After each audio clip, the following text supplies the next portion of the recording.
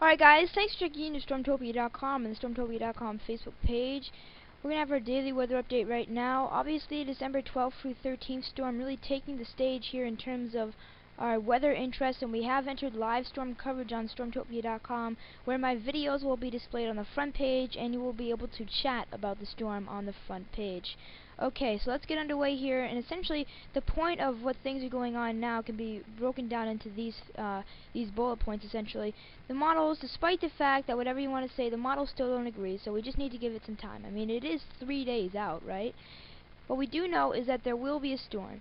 What happens with the storm, will there be snow, blah blah blah, the ratios, those are all variables that we'll have to determine, and we will determine them as we go through time, but we know that there will be a storm of some sorts, okay?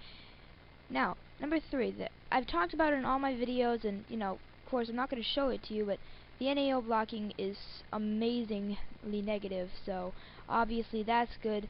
And in terms of snowfall, the bullseye area is going to be about 10 to 20 inches across parts of New York, and 5 to 10 inches more widespread across an area that we will determine as we go through time, and then 2 to 5 inches for many areas of New England, which just get probably closer to the 2 with that snow that comes on the backside after rain for most of the storm.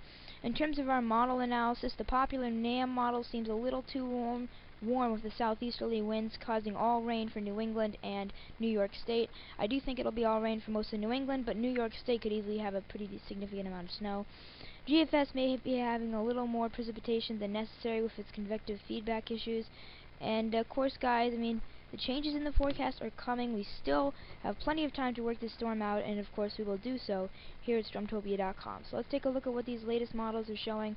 I'll start you off with the latest and greatest 12Z GFS, showing by the time we make our way out into Friday evening into early Saturday morning, we've got snow forming from the northern plains back into Minnesota into Iowa. That develops into a 995 low pressure center by early Saturday morning, with heavy bands of snow through the day on Saturday from southern Minnesota back into Wisconsin, back all the way up north to the UP of Michigan. By Saturday evening, the storm is essentially wrapping itself up here for the plains and the Midwest, in the upper Midwest at least, for Minnesota and Iowa.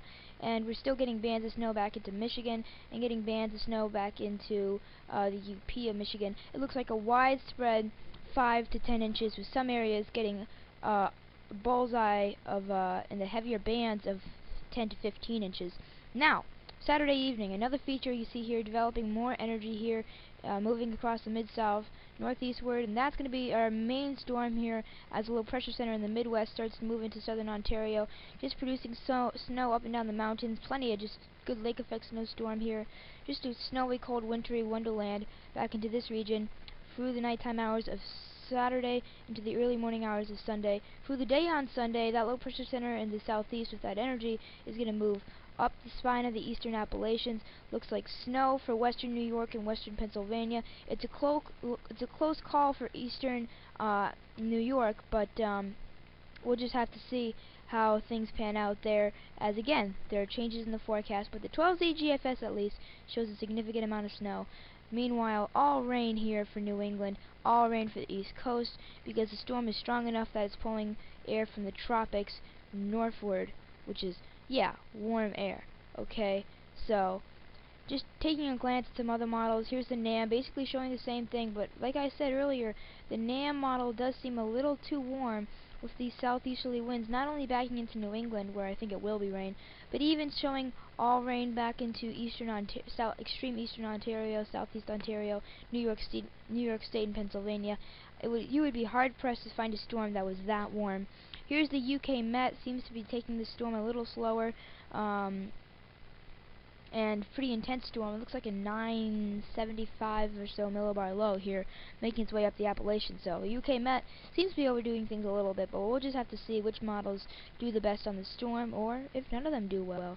You know, it's just part of the ever-rotating cycle of weather. Thanks for checking in with StormTopia.com and the StormTopia.com Facebook page. Stay tuned for more storm coverage below this video on our front page. Be sure to chat with us. We really want to hear your opinions about the storm, and during the storm we do want to hear your reports. So please spread the word about our website, and have a great day.